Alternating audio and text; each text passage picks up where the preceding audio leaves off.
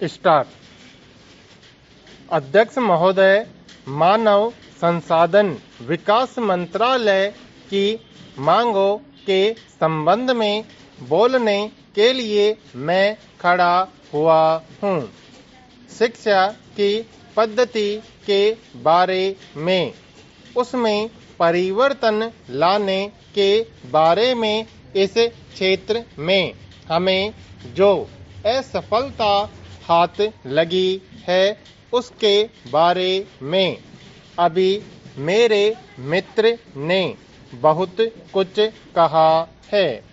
दुर्भाग्य की बात यह है कि देश में सभी लोग यह मानते हैं कि शिक्षा में प्रगति नहीं हुई है। शिक्षा पद्धति में आमूलचूल परिवर्तन नहीं हुए हैं, लेकिन फिर भी इस दिशा में कुछ किया नहीं जाता है। ऐसा प्रतीत होता है कि इस विषय में कुछ भी करने की स्थिति में हम नहीं रहे हैं। स्थिति ज्यों की त्यों चली आ रही है।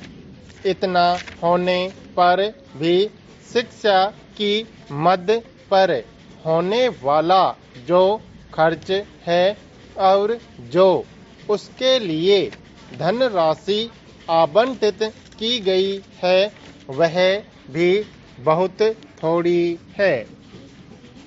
लेकिन उस पर न जाकर मैं आपका ध्यान इस ओर दिलाना चाहता हूँ कि मर्ज बढ़ता ही गया ज्यों-ज्यों दवा वाली कहावत ही आज चरितार्थ हो रही है।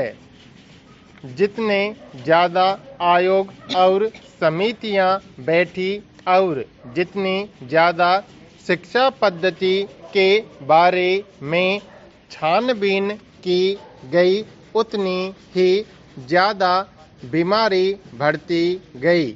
बीमारी का इलाज न होकर और भी खराबियां पैदा होती गई। अभी मेरे मित्र ने माननीय मंत्री का ध्यान एक रिपोर्ट की तरफ दिलाया था। इस तरह की बहुत सी रिपोर्टें हैं। अभी सदस्य महोदय भी एक रिपोर्ट का जिक्र कर रहे थे। रिपोर्ट तो बहुत सी प्रस्तुत हुई है, लेकिन मंत्रालय ने उस पर कभी कार्यान्वयन करने की दिशा में कोई कदम नहीं उठाया। अपनी इस हालत को उन्होंने इसी सदन में स्वयं स्वीकार किया है। अपनी व्यवस्था को उन्होंने स्वयं यहाँ प्रकट किया है। इस विषय पर और अधिक न कहकर मैं आज के दिन मानव संसाधन विकास मंत्रालय का ध्यान दो विशेष विषयों की तरफ दिलाना चाहता हूँ। पहली बात तो मैं हिंदी के बारे में कहना चाहता हूँ। मंत्रालय का काम हिंदी का प्रसार और प्रचार करना है। हिंदी हमारे देश की राष्ट्रभाषा है।